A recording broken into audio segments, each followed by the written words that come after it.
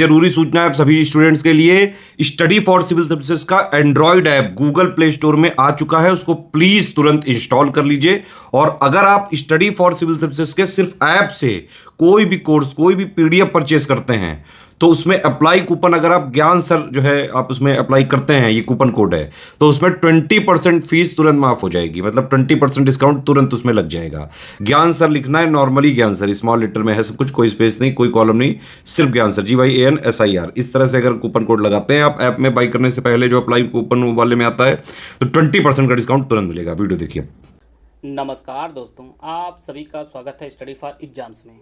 दोस्तों, जैसा कि आप लोग जानते हैं कि लोकसभा चुनाव 2024 संपन्न हो चुका है और आपकी परीक्षा के लिए कुछ इंपॉर्टेंट फैक्ट हैं, उनको हम लोग इस वीडियो के माध्यम से कवर करेंगे। तो आइए हम लोग वीडियो शुरू करते हैं। पहली बार जो आम चुनाव हुआ था लोकसभा का, वह 1951-52 में हुआ था। भारतीय निर्वाचन आयोग ECI जो स्थापना है वह 25 जनवरी 1950 को हुई थी और यही कारण है प्रत्येक बार जो है 25 जनवरी को मतदाता दिवस मनाया जाता है। मतदाता दिवस जो प्रत्येक वर्ष 25 जनवरी को मनाया जाता है। और पहले जो मुख्य निर्वाचन आयुक्त बनाए गए थे वह सुकुमार सेन जी बनाए गए थे। यह कई बार परीक्षाओं में पूछा भी गया है।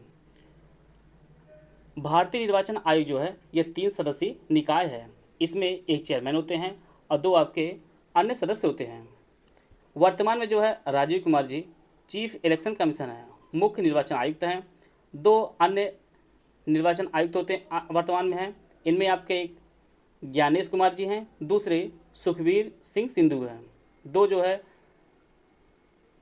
निर्वाचन आयुक्त हैं और एक आपके चीफ इलेक्शन कमीशन है। 3 सदस्यीय निकाय आपका है भारतीय निर्वाचन आयोग।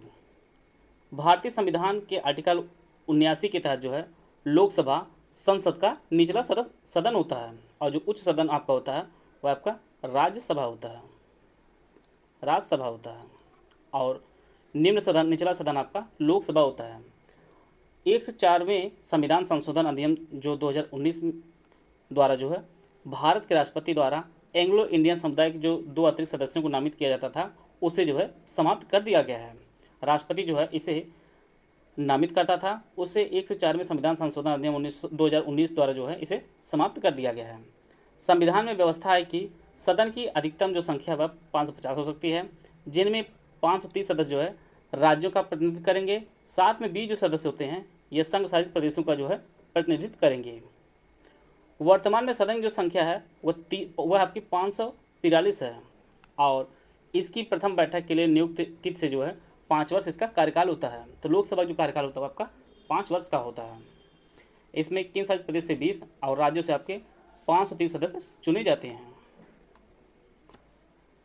भारत में EVM का जो पहली बार इस्तेमाल हुआ था यह केरल के उपचुनाव हुआ था 1982 में। और पहली बार विधानसभा चुनाव में EVM का जो इस्तेमाल हुआ था गोवा असेंबली चुनाव वह आपका 1999 में हुआ था। और 2004 में लोकसभा चुनाव में EVM का इस्तेमाल पहली बार हुआ था। भारत में मतदान करने की जो न्यूनतम उम्र पहले थी वह 21 वर्ष थी। बाद में 61वें संविधान संशोधन जो आपका 1988 में हुआ था, इसके द्वारा भारतीय संविधान के आर्टिकल 326 में संशोधन करके इसे घटाकर जो है 21 वर्ष कर दिया गया है। तो वर्तमान में जो है मतदान करने की जो उम्र है वह 18 वर्ष है। और 2024 में जो है 18वीं लोकसभा चुनाव आयोजित किया गया था और इसे जो है 19 अप्रैल से लोकसभा चुनाव टोटल 7 चरणों में जो है आयोजित किया गया था, 19 अप्रैल से लेकर 1 जून 2024 तक। और इसका रिजल्ट जो है 4 जून को घोषित किया गया है। लोकसभा चुनाव 2024 में शीर्ष की 5 पार्टियां, जिनमें सबसे अधिक जो सीट जीती है वो भारतीय जनता पार्टी, टोटल 240 सीटें इन्होंने जीती हैं। भारतीय राष्ट्रीय कांग्रेस दूसरे नंबर पर आई है जिसने पूरे देश में 99 सीटों पर जीत दर्ज की है।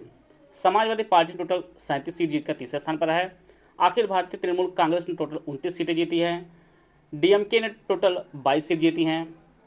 ये टोटल टॉप 5 जो है पार्टियां हैं। गुजरात के सूरत से भाजपा उम्मीदवार मुकेश दलाल को जो है निर्विरोध चुना गया है।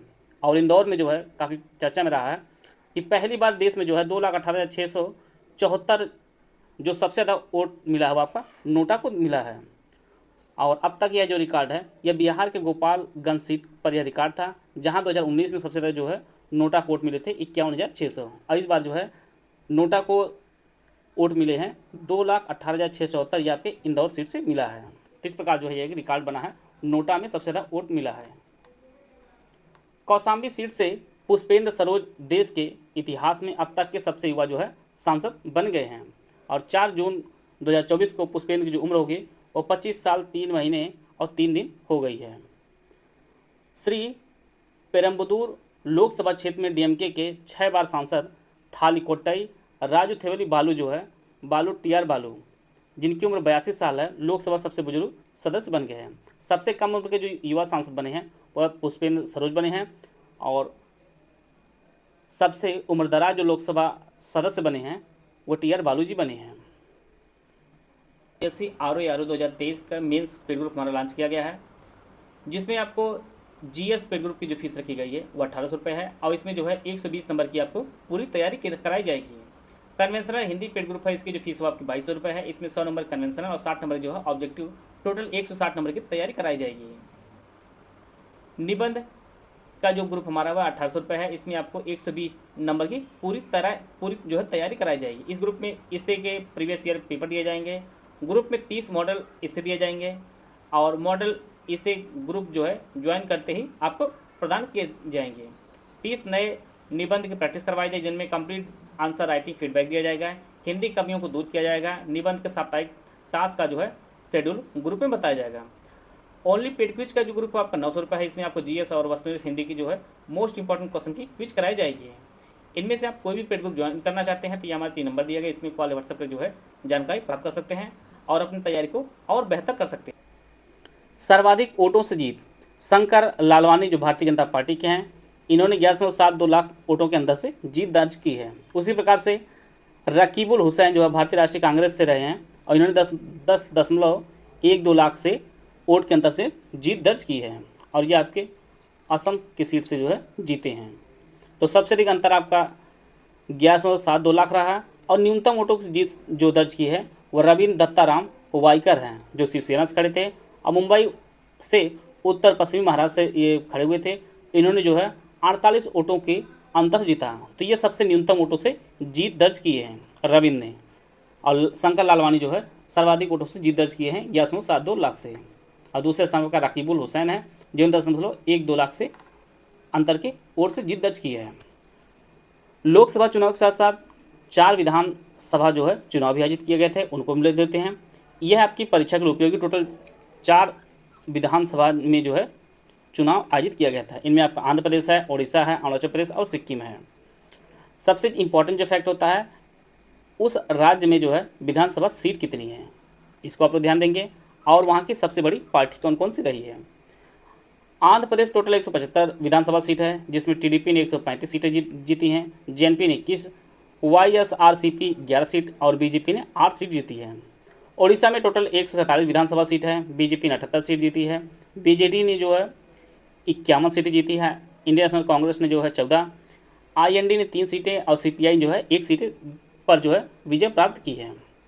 अरुणाचल प्रदेश में टोटल 60 सीटें हैं, जहां पर बीजेपी ने काफ़ी अच्छा रिस्पांस देकर यहां पर 46 सीटें जीती हैं। एनपीईपी ने टोटल 5 सीटें, आईएनडी ने 3 सीटें, एनसीपी ने 3 सीटें और पीपीए ने 2 सीटें दर्ज की हैं। तो यहाँ पर भी जो है बीजेपी अरुणाचल प्रदेश में, उड़ीसा में, इन दोनों राज्यों में जो है सबसे बड़ी पार्टी बन के उभरी है। इसी प्रकार सिक्किम जो है एसकेएम ने टोटल 31 सीटों पर जो है जीत दर्ज की है, और एसडीएफ ने जो है 1 सीटों पर जीत दर्ज की है। इस प्रकार जो है 4 राज्यों में विधानसभा चुनाव भी हुए हैं, आंध्र प्रदेश, उड़ीसा, अरुणाचल प्रदेश और सिक्किम। आशा है आप सभी को काफ़ी कुछ जानने को मिला होगा। जितने भी लोकसभा विधानसभा संबंधित जितने भी इंपॉर्टेंट फैक्ट थे हम लोग उसको कवर कर लिए हैं। वीडियो को पूरा देखने धन्यवाद। जय हिंद, जय भारत।